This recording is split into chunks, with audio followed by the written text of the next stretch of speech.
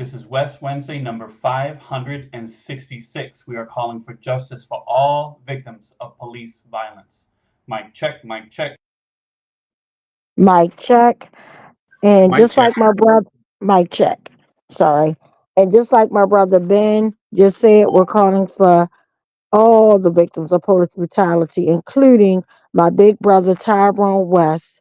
And if you stay tuned, we're going to show you a weekly video that we show you every week when we're online. So stay tuned. And this is West Wednesday 566, and we'll be right back at you. Mic check.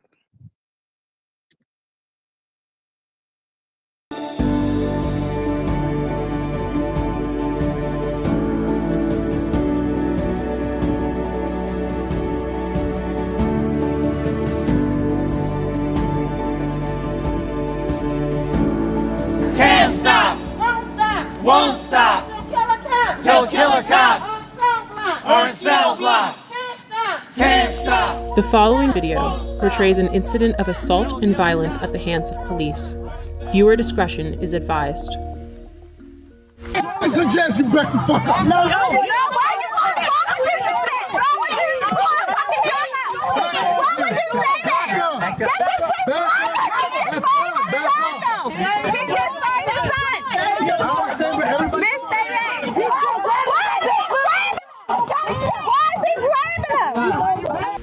This is Baltimore City Police Officer Jorge Bernardez Ruiz.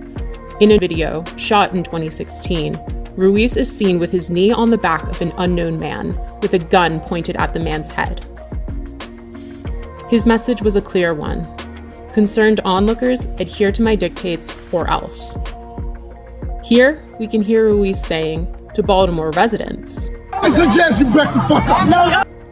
It is documented that Baltimore police officer Jorge Bernardez Ruiz is a repeat violent offender, even without access to all complaints against Ruiz, undisclosed by BPD Internal Affairs records.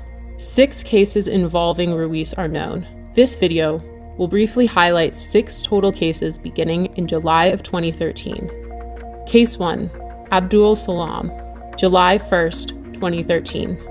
Here Salam is seen victoriously smiling in celebration after the jury found Ruiz and 2 other cops liable for brutality against him.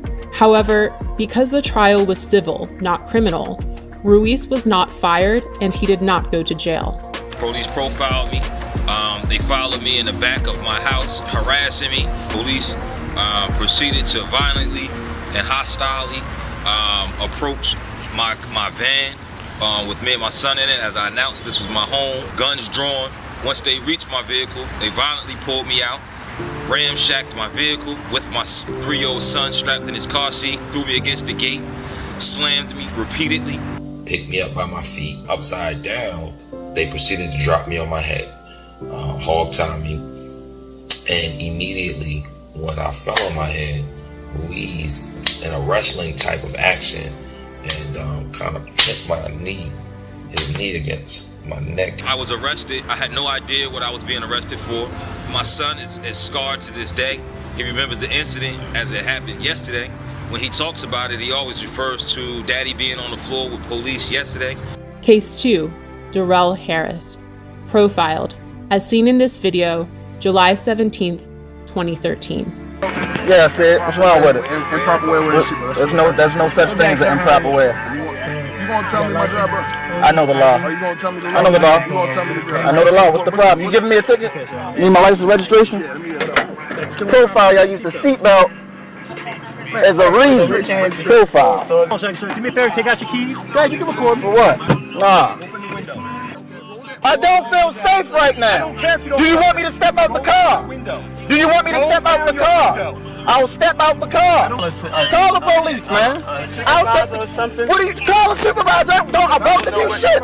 This is getting uploaded to the internet right now. Yeah? And we are 2 law-abiding citizens that we are getting targeted, and I don't know why. Just 24 hours later, Bernardez Ruiz played a leading role in the police killing of unarmed Tyrone West. Case number 3, the murder of Tyrone West, July 18th, 2013. My brother Tyrone West was brutally murdered on July the 18th, 2013. In both of these cases, when you look at the pleadings and the harsh language of these officers that have been quoted to me by reliable witnesses, the N-word. And Killer Ruiz and Killer Chapman and the rest of those 11 to 15 killers, including David Lewis, took something from my family that they could never give us again. And that was my brother Tyrone West, one unarmed man who was brutally murdered, beat to death in broad daylight.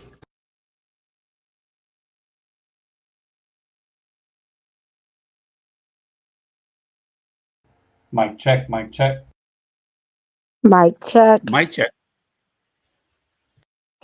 All right, so every time I see that video, this real video that happened nearly a decade ago, far as the victims being brutalized by an unhinged maniac, Killer Ruiz, who is still working the beat, who is married to Michelle Battle, who is still living and enjoying his life.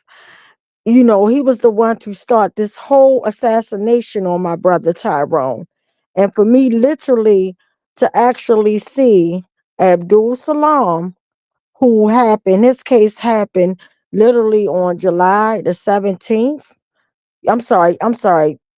Abdul Salam's happened on July the 1st. And unfortunately, the rows happened on July the 17th. That was a day before my brother. And then literally, my brother gets murdered on July the 18th. That is beyond heartbreaking and devastating because you had two that we only knew of, right? Leading up to my brother being executed. We had two cries for help where in Abdul Salam case, he was a resident of that community. You know, he was a married man, a father, and all that stuff. You know, a law-abiding citizen of that community where residents knew him. But still, Ruiz was able to do this heinous thing, you know, on him. And had it not been for an elderly woman to step out, you know, and put her life on the line and say enough is enough. And even as Abdul, you know, cried for one of his neighbors, as he has parental rights over his child, and he asked, could you give my son to Miss Shirley?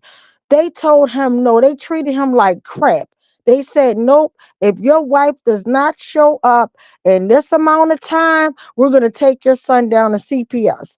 And you have a parent saying, I give permission for my child to go with this person, and you totally keep his son watching him get tormented is very disgusting. And they did nothing about this on July the 1st, 2013. And then you turn around, and this is only what we know. What about the witnesses? I'm not the witnesses. What about other victims, right, that we don't even know about? That probably happened in between my brother being executed. But nevertheless, the ones that we do know, like I said, Abdul Salam, and then we had Darrell Harris.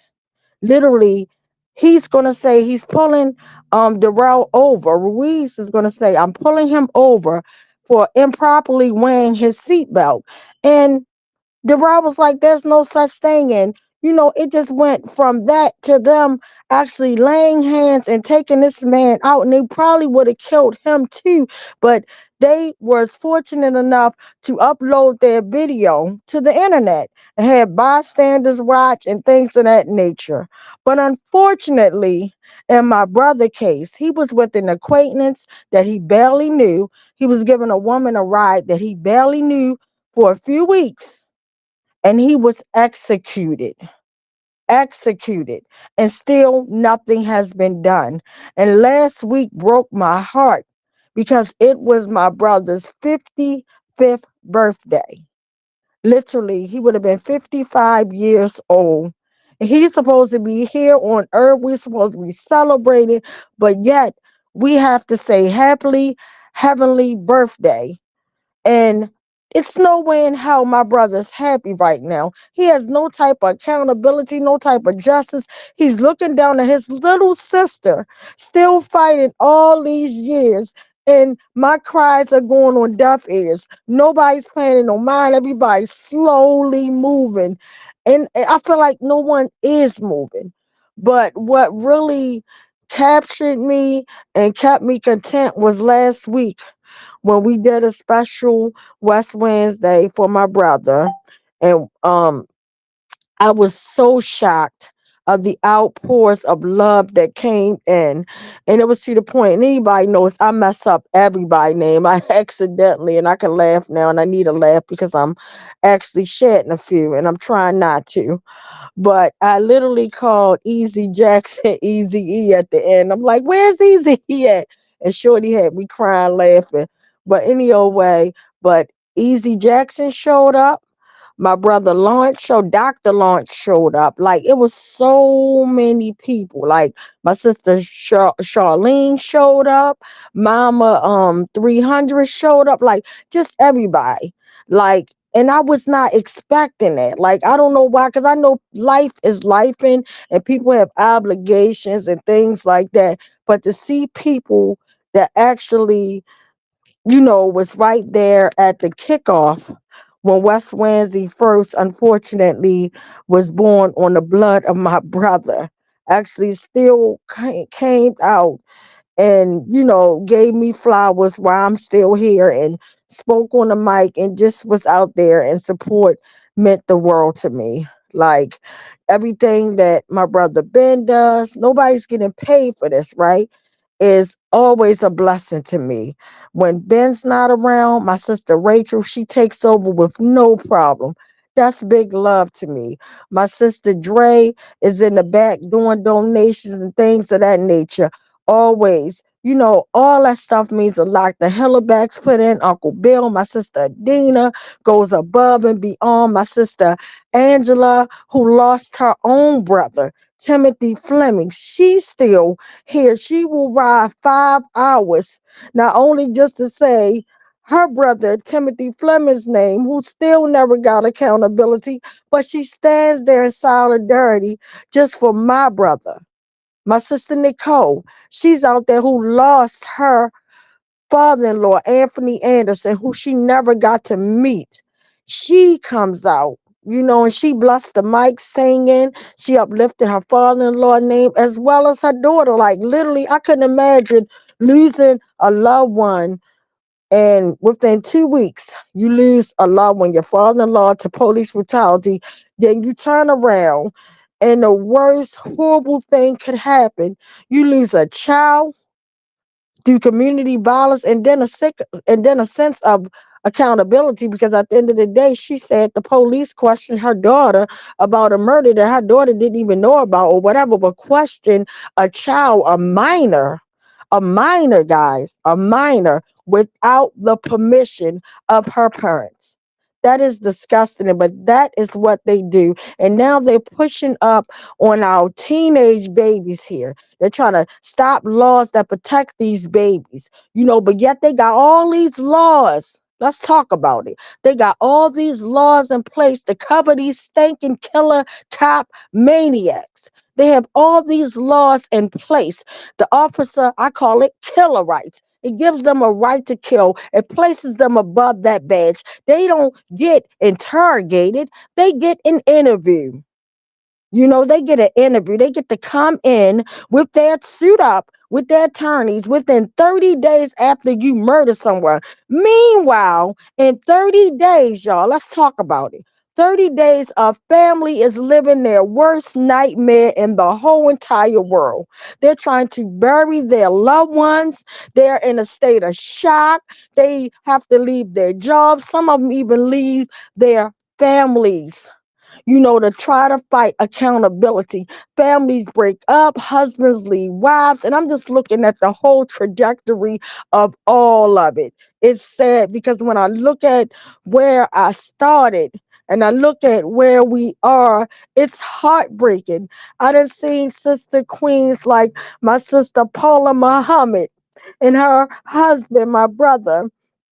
They would come out and she would sing, and they would sometimes have their children out there, and it was a beautiful thing. And as we hit the pandemic, which I call the plandemic, we lost a beautiful queen, a young mother, and now my beautiful brother is forced to raise his babies. But no one's talking about all of the people that we lost. We lost over 1 million people. And when I was with my brother JC, bless his heart, he does community food and he does so much of stuff in Baltimore. But most importantly, he reminded me at his event that I went to, he was just saying, like, no one's talking about the million plus bodies that actually died from COVID. All you hear about is them talking about, oh, get your COVID shot again. Oh, do this. Like, really? And it's just like, it's so much of traumatizing stuff that's happening. We just push it all in the pot. And when I say all in the pot, like I always told you, we are like frogs in a pot. And I was all told that with an experiment, if you get frogs and you put them in a pot of water and you turn the fire down really low, they're not going to hop out. They will adjust to the temperature, and right there in that pot, they will die. And I feel like we're all throwing it in a goddamn pot, just waiting for our time to expire. And that is not right. I'm disgusted. I'm heartbroken. It's just so much going on in my mind. And as we have the as we have um I can't even get my thoughts together because I'm just like really blown right now. But we have the AG's office investigating, David Fowler's office. And it's sad that we're in times where the medical examiner's office has to be examined. The people that work there, that's disgusting. With all the corruption that's going on, it is beyond disgusting. And meanwhile, what they try to do is curb our minds around their agendas. At one point, our minds was curbed against, oh, squeegee kids this, squeegee kids that. Then as that get array, after you get your mind off of the squeegee kids, then it's all the teenagers. But if you look at the whole picture, let's look at the whole picture. Let's go back because I was out there before Freddie Gray was murdered, right? When my brother was murdered, I kept saying, and me being one of the ones that actually went and flew to Ferguson to stand in solidarity with my brother Michael Brown, who lost his son. And they had an uprising there in Ferguson. I actually went to stand there, show my support and love. I actually went to the corner where Eric Gardner was murdered, showed my love to his daughter, his mother and dad, and that type of thing. And this is a club that nobody signs up to and says, hey, I want something bad to happen to my loved ones so I can, just be hurt the rest of the days of my life. It is disgusting. And even as we celebrate things like today was a very beautiful, blessed, joyous moment for me because as I watch my baby girl, my last of the bunch, because all my other 3 children, by the grace of God, has graduated from high school. They have their diplomas. My oldest daughter has her degree and working on her master's degree right now. They're doing wonderful things. My youngest son, he's currently in college, and then now my youngest baby girl had a farewell today. But every time I celebrate a beautiful, joyous occasion, I always think about my brother. I always carry him with me, and it breaks my heart because he would have been there at the table cheering his niece on. He would have been there at all the events because he was one to always celebrate life, celebrate occasions, and now he can't. And it's not because he don't want to, it's because we're living in a horrible, corrupt system. I look at all the stuff that played into his children's life. Like I look at my youngest nephew who's seriously suffering from mental illness. And it wasn't because, oh, I want to suffer from mental illness. It's because his father was freaking murdered and there's no accountability. And when he lost his dad, he was younger than my baby girl, and he had to go through blaming himself that instead of me playing, a baseball game and just coming home and relaxing. I wish I would have went to my dad's house that night on July the 18th when he asked me to, but I was just so tired from playing sports in the summertime. He was an A+ student. And then now he's suffering because his dad is no longer here. His older daughter, who's raising her children and being a beautiful queen that she is, and his oldest son being the king that he is, raising his kids, but they're raising their kids without their dad being a part of their children's life and then even being there for them. It sucks terrible. Nobody knows what my family feels. Nobody knows what my aunts that pretty much raised me and my siblings, mainly Tyrone, because he was the first grandbaby in the family. He was the glue to my family.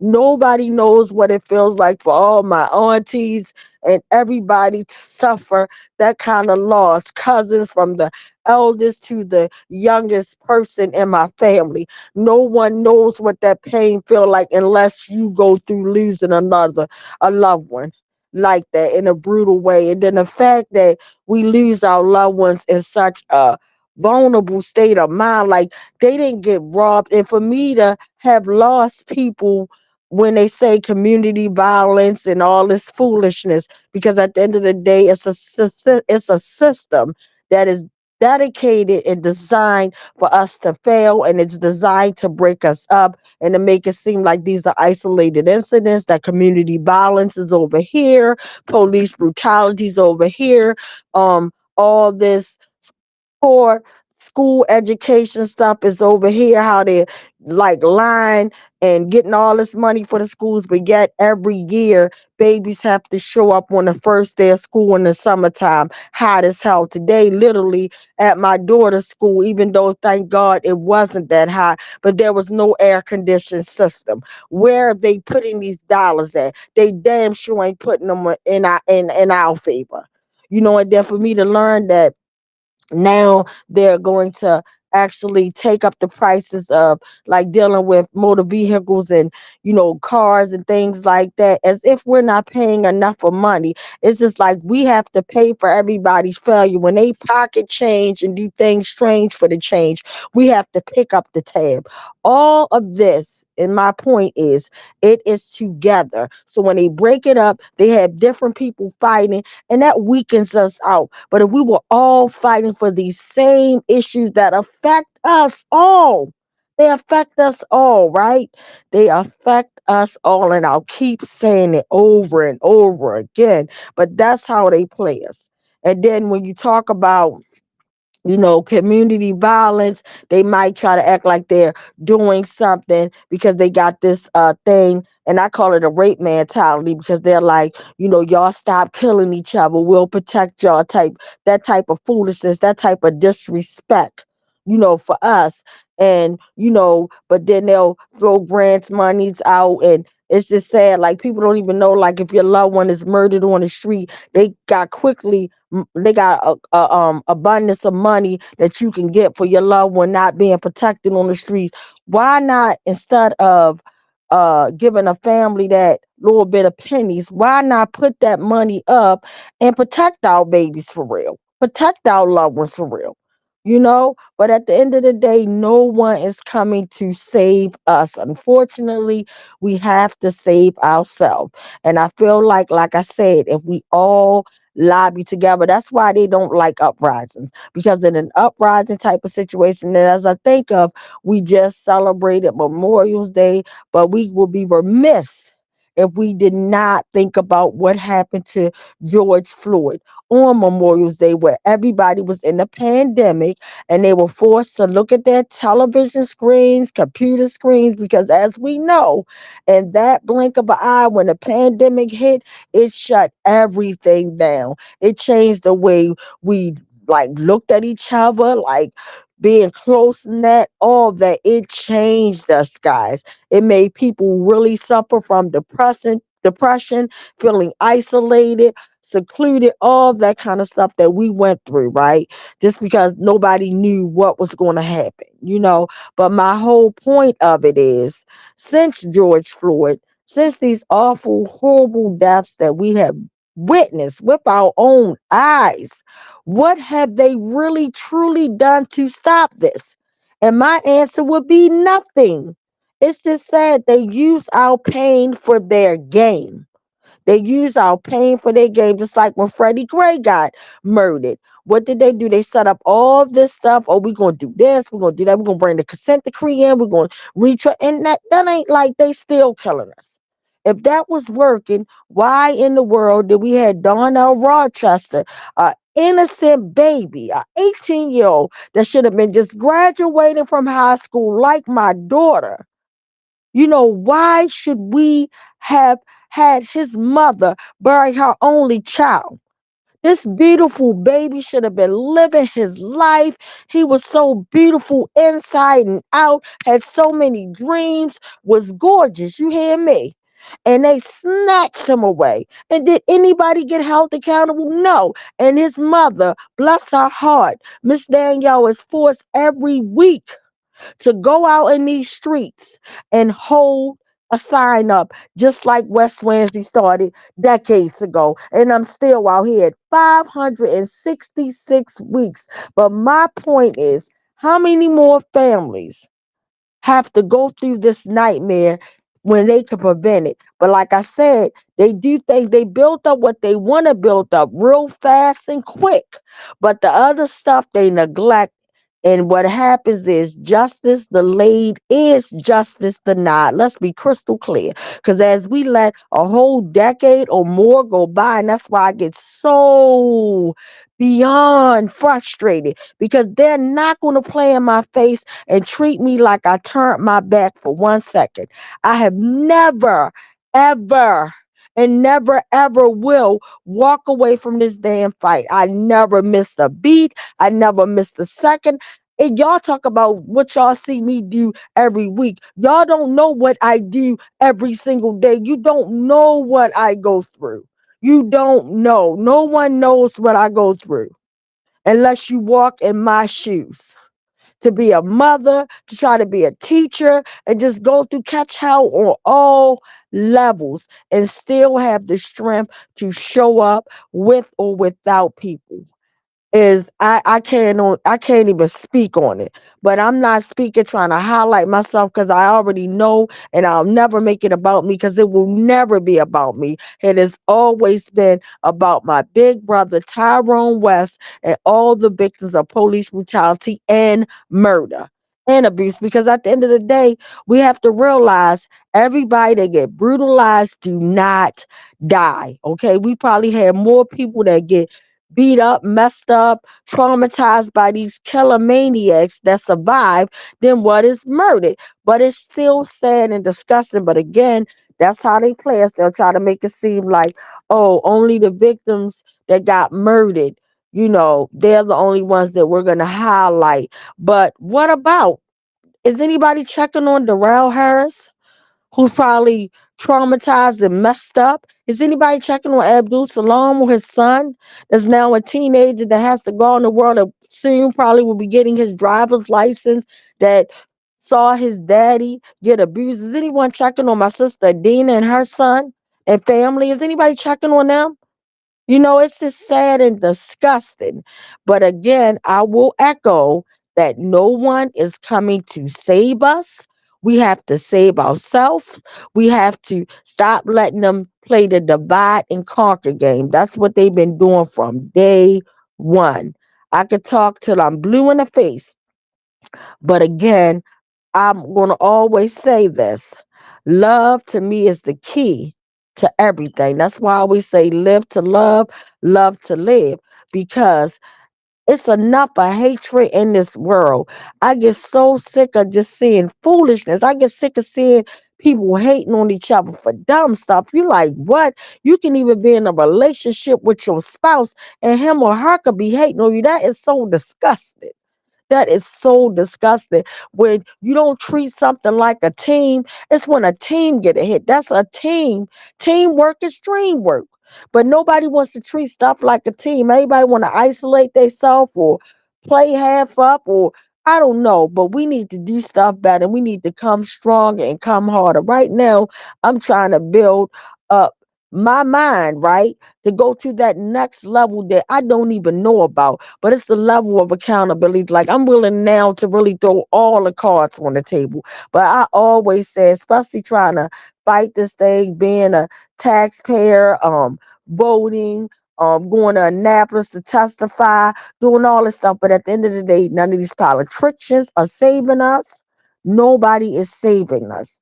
Nobody. It's sad. Like, I'm sick of it. Like, I just really feel like, honestly, we need to knock this whole dirty, corrupt system down, break it down to every point that we can't even, like, see it no more, and then build it back up. Because at the end of the day, it's doing what it's supposed to do, wiping us out. I think about all the people, my ancestors that went through being tormented, all that. I don't even want to talk about it. Nobody's giving us reparations. Nobody's even giving us general basic knowledge to try to help us so nobody else. And right now, they went from lynching us to gunning us down and beating us down on the street. Every week we read y'all a list. Sometimes we read a list over 50, 60 names a week. They so comfortable at killing us.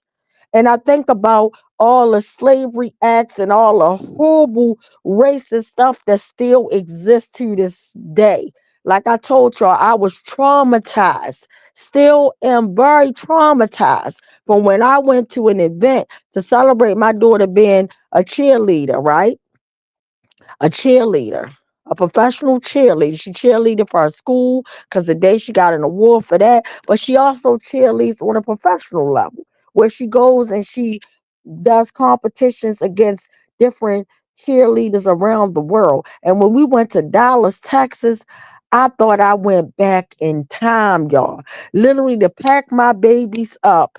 And I was ready to take the airplane, but because flights up, high. And then at the end of the day, my change is very strange. My money funny. I ain't got no problem with saying, especially when you have to, with that cheering stuff, they don't pay for anything. Like, we have to pay to watch our babies get in. To go see them cheer, we have to pay for our hotels, food, travel, everything. I'm talking about everything. We don't even get discounts. And then, let alone, I was paying a whole almost $900 a month, $855. And then when you add the tax for paying using your credit card, 900 or something dollars a month, y'all. A month just for my baby to go inside of a gym. And then another 2,500 for choreography, then another 1,500 for a uniform, then another 200 for hair bows. Like, you have no idea. And then on top of that, when they say, oh, you gotta go to Ocean City, you gotta go to Dallas, Texas, but the whole point, this is a capitalist system that will scrape your pocketbooks and empty your pockets to the lip balls. I'm telling you, had it not been for God, and this ain't the West Coalition, this is Tawanda Jones speaking from my heart today. Had it not been for God, I couldn't even imagine how I got through all of this. Like, I'm talking about, here we leave in Florida, and then a week later, my baby got her prom, and then all this other stuff leading up. And then before we went to Florida, my baby got she had to go to a senior shopping spree trip to New York. That, my way, I had to pick up the tab for everything. But the whole point of what I'm trying to say, when I went to Dallas, Texas, my mind was blown when I had to learn the hard way, because we took and drove a car down there. Me and my oldest daughter, we got a rental car, and I'm thinking, oh, we're going to get the best car for my baby, but not knowing that this car was the same type of car that got my brother Target while he was driving. Like, I had a Mercedes Benz, which I still do, it's a different one. But the whole point is, when you drive a nice car, they just instantly stereotype you. We had like a new Dodge 2024. That bad boy was like a turquoise blue, had the rims on it. It was nice. But the whole time, we don't got no tinted windows. It's like we're in a fishbowl, straight they can look in there and see us. And I'm not lying. Every time we hit a state, we got pulled over by a state trooper. No reason. And when they came up, not only was they asking for whoever was driving, because like I said, me and my baby girl was taking turns switching seats. Me and my oldest daughter was taking turns switching seats. But nevertheless, they would ask both of us for our driver's license. And I'm like, are you kidding me? Like, but anyway, the reality was real when I learned that there were sundown towns, and the trauma and level of pain that I went through, thinking that if I pulled over for 1 second just to get some rest at a rest stop, that me and my girls would disappear or be tortured. That was a nightmare alone. So what me and my baby did was we switched seats. She would sleep for an hour or two, and then I would drive, and vice versa. And anybody know me know that had it not been for love, I had to put on my big girl panties, because anybody know now to this day you can't pay me to get on the highway. But guess what? If my babies need me to be on the highway, I'm a highway driving sister. Whatever my babies need me to do, guess what? I'm going to do it. I will walk to the end of the earth, right? Walk to the end of the earth with steel toe boots on until I get accountability. I'm not playing. When I get serious about something that I love, and I love my big brother, and I love my people, and then even for me last week to have seen my brother Leon, which is the uncle of Anthony Anderson, he jumped off of the bus, y'all. He jumped off the bus with his babies, and this man is a good father, because every time he always showed up at a West West. He's the reason why I met Nicole and Marcus. But the whole point, he would show up with all of his children, all of them. Have them lined up, giving them popsicles, or if it's in the wintertime, got their coats zippered up, and we all out there freezing. But he be there with his children fighting for accountability. But he hopped off the bus just to be like, oh my God, I can't believe that's the one that's still out there. And he gave me his contact information. We exchanged information.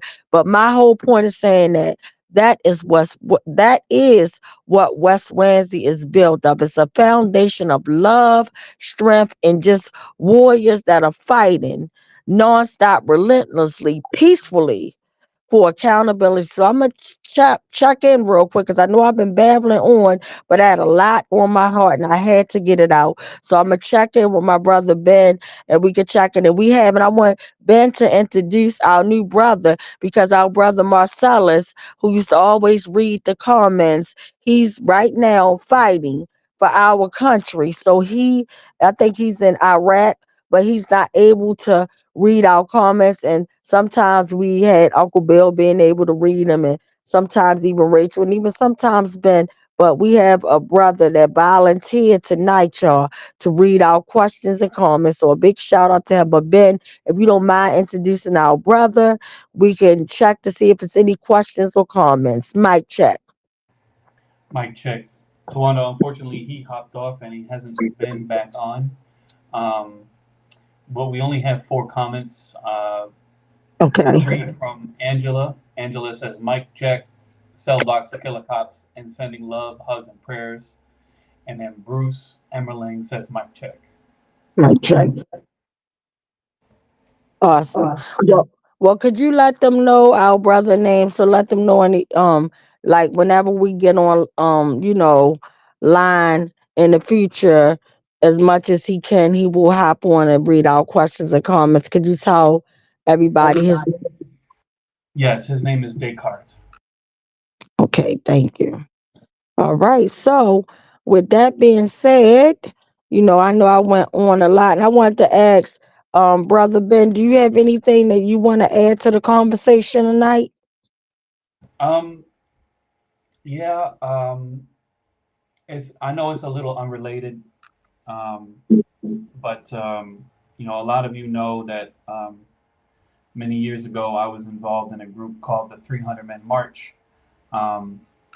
That's what the West Coalition is all about. A lot of different groups and a lot of different people coming together for from different causes to all unite under the justice for all victims of police violence and justice for Tyrone West. So that group that I was in, it was basically an anti-violence movement. We would go out every on the most violent nights, which was Friday nights in Baltimore, at the most violent time, which was 11 o'clock at night. We would go out on Saturdays too. Um, and we would just walk around and we would talk to young men and whoever was out. We would go into the most dangerous neighborhoods in Baltimore. We would go into the 4x4. We went into, you know, over west in the homes. We went to a lot of different places. And our current mayor, Brandon Scott, he was, before he got into politics, he was marching with us. I got to know him very well. Councilman of the 8th District, Christopher Burnett, he was with us as well. It was just a group of men who really, really cared about the city that they lived in and were trying their best to reduce the violence. And it's telling that the violence in Baltimore is going down now that, you know, some of that original group are in city government and trying to make that happen. But anyway, I'm feeling a little down tonight because yesterday one of our members, his name is Nathan Pop Thomas. He fell and he hit his head and he cracked his skull and they took him to the hospital and he didn't make it. Oh no, I'm so sorry. The family had to make the decision to take him off of life support, and he's gone. And it's really hard for me because even after the 300 Men March disbanded, a lot of the members joined other groups. A lot of the members created other groups. The Baltimore Ceasefire Movement, which later became the Baltimore Peace Movement, was formed from the members of the 300 Men March. Those guys wanted to keep going after the 300 Men March stopped being what it was, and we formed the Baltimore Ceasefire. And this gentleman, Nathan Pop Thomas, he formed another group called Band of Brothers, where he just would keep, you know, going out with men and trying to do better in his community. And even last week, you know, he was always doing crazy, wacky things, but he found himself a stop sign on a stick, and he was going around neighborhoods and being a volunteer crossing guard because he saw that, you know, sometimes people drive crazy on these streets and you need a presence on the street to help kids get safely to school. He just saw the need, he found the sign, and he went and did it.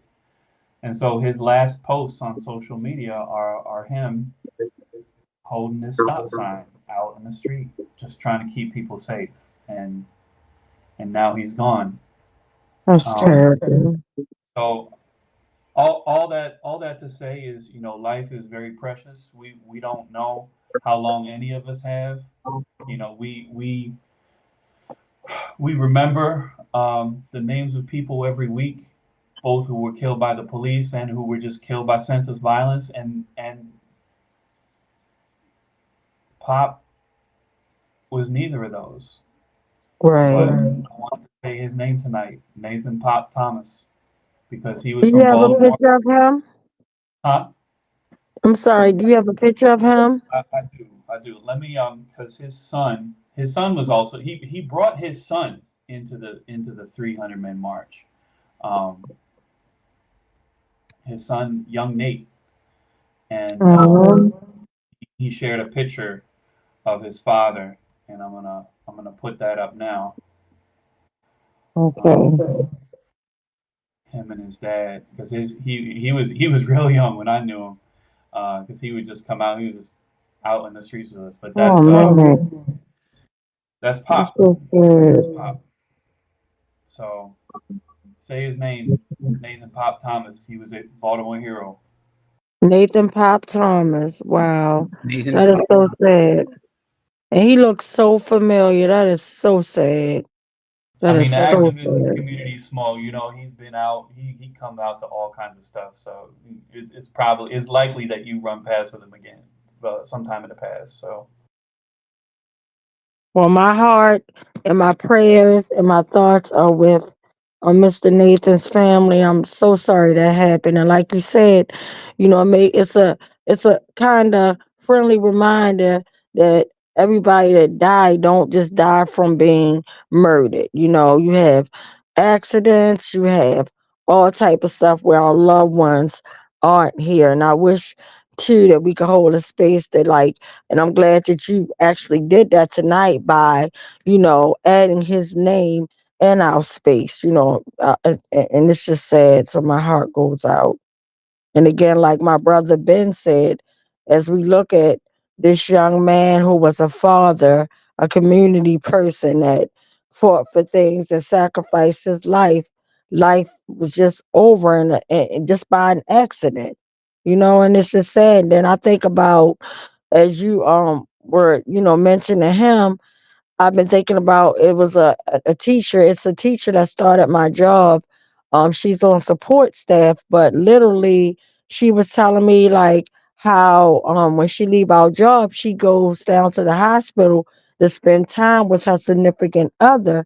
And long story short, her significant other had gotten into a real bad car accident. Someone hit her significant other head on, and literally sent him to the hospital, and his whole life just changed. Like he's hooked up to a ventilator. He can't talk or move. At first, he was supposed to just been paralyzed from the waist down, but now he's paralyzed from the neck down. And my heart goes out. And he's been through so many surgeries and things like that. So my heart goes out, and I do believe in miracles. But just to have, a young man that was a father, not a father, but a father to her children, a father figure to her children, and just being there, and you go to work, and then it's Thanksgiving, and you go pick up a family member, and you get into a while you on the way to go pick the family member up, you get into a head-on collision that leaves you stuck in the hospital fighting for your life since that event happened. It's sad. So again, we should not take this precious gift that we call life in no shape, fashion, or form.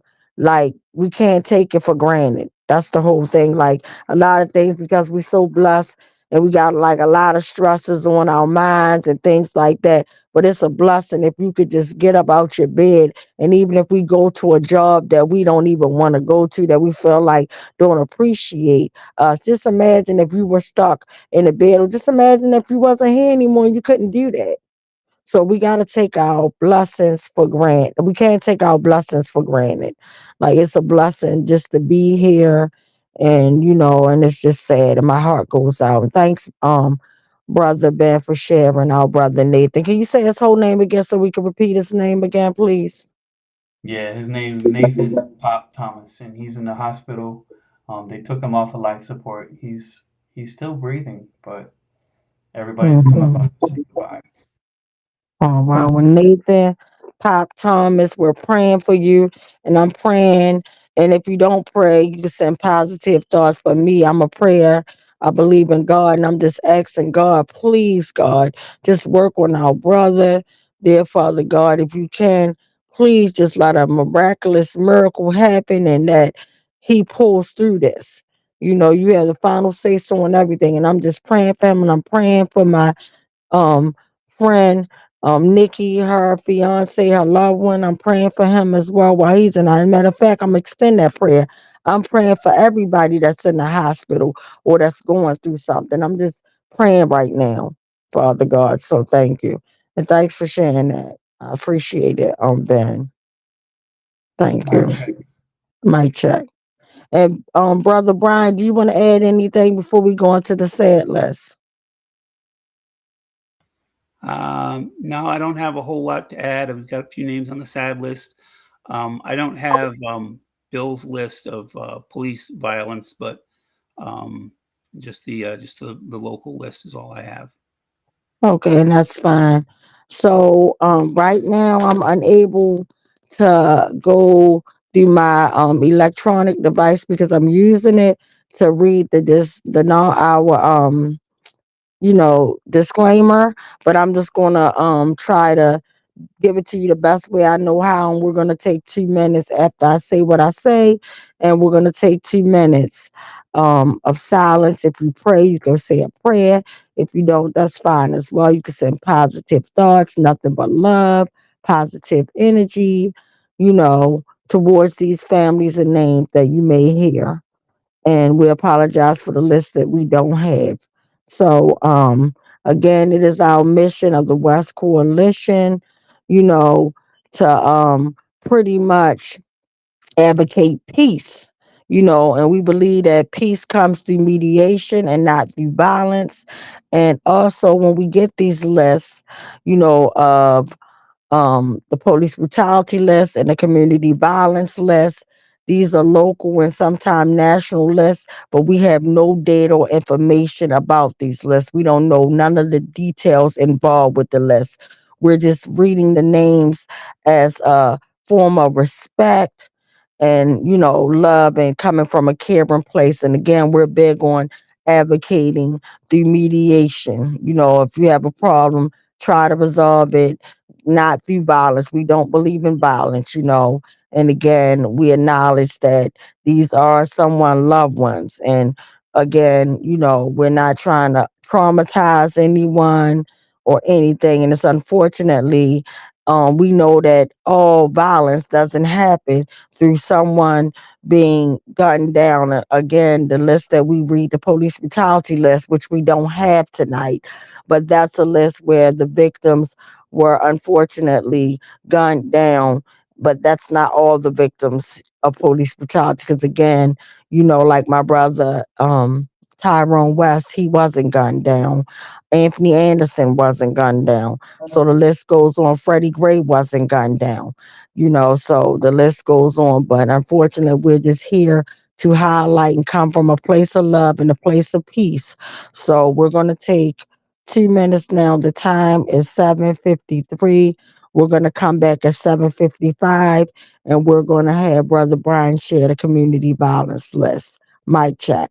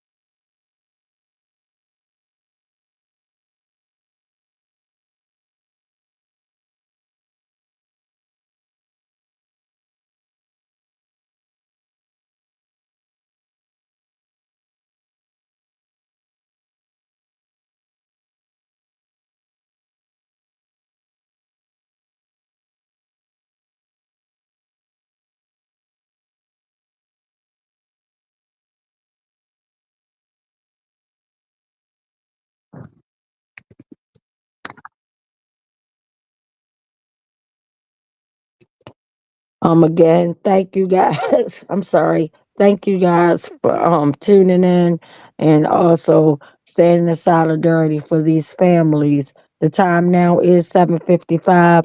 I'm going to bring my brother Brian on. Mic check. Mic check. Thank you, Twanda. So yeah, as Twanda said, we read these names out of solidarity for all the people, not only for the people whose names we read, but for all the people who love them and know them and care about them, and for each of us here to keep us focused on the real meaning of what it is we're doing. So I just ask you to echo these names back to me. We only have 3 names this week. There are some people who have not been identified, but we'll read their names out as we get them.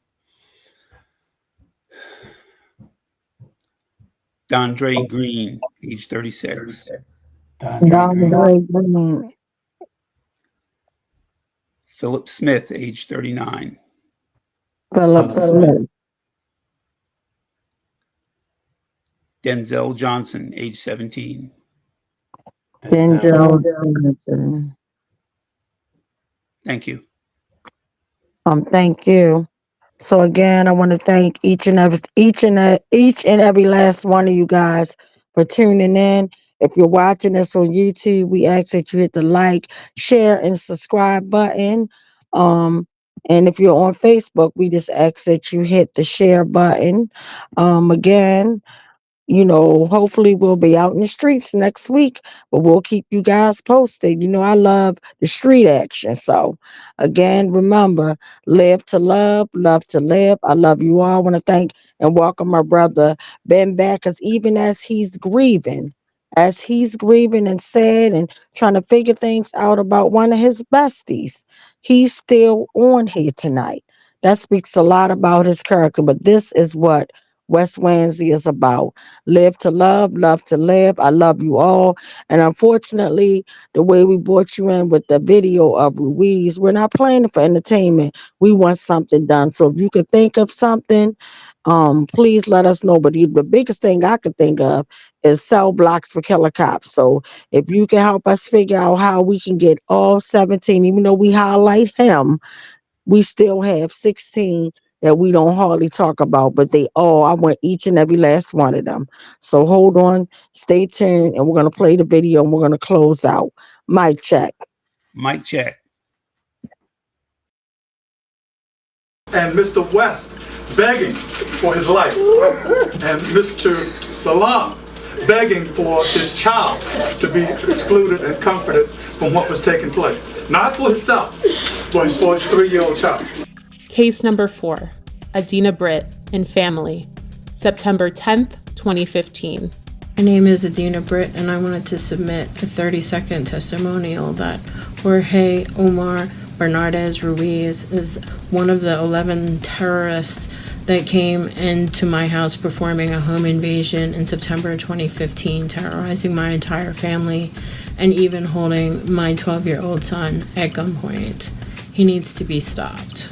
Case number 5, unidentified arrestee, assaulted in 2016. I suggest you back the fuck up. No, why you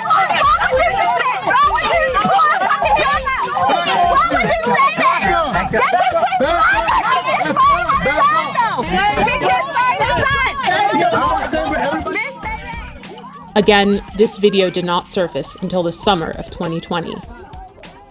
Case 6, Thomas McCullough, May 2016 and February 2017. I heard my front door coming off the hinges like it exploded. Thomas McCullough says it happened twice.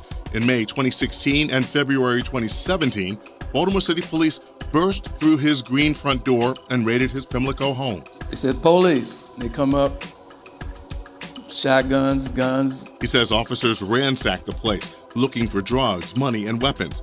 He took pictures of the damage he says they left behind. Tell us where the drugs are, the scales, the guns, and the large amounts of money. Nothing was found. Now he's suing police, claiming officers, including a former member of the Gun Trace Task Force, frightened him, his wife, and father-in-law when the officers conducted what his suit calls an illegal search of his home. The owner of the house tells 11 News after the second raid, he had to replace the front door. McCullough and his attorney say they want Baltimore police held accountable. There is a colossal breach of trust. And McCullough tells us following both raids, no one was arrested or charged. This all begs the question, when will Baltimore City State's attorney see the prosecution of Bernardez Ruiz as warranted? They were the stopping officers in these so-called jump-out cars, unmarked and so forth, that stopped both the West vehicle and the Salam vehicle without probable cause.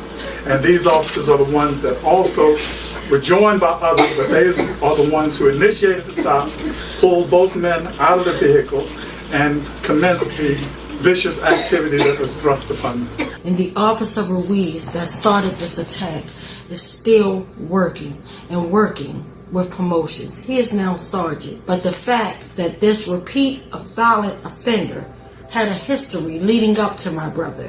There was Darrell Harris, there was James Green, Joseph Green, Abdul Salam. No one family deserves to be brutally murdered or brutalized by this repeat violent offender Ruiz. It is time we take action. The time is now. Baltimore police officer Jorge Bernardez Ruiz is a repeat violent offender. Based on these accounts, in accordance with the law, We the West Coalition call for him to be fired, prosecuted, and incarcerated. We're more than hashtags and body bags. We're more than being 6 feet in the dirt and pictures and buttons on t-shirts. Our lives matter. For the safety of our city, the prevention of further harm, and the justice for these families, we see no other option. And again, I'll say, the time is now.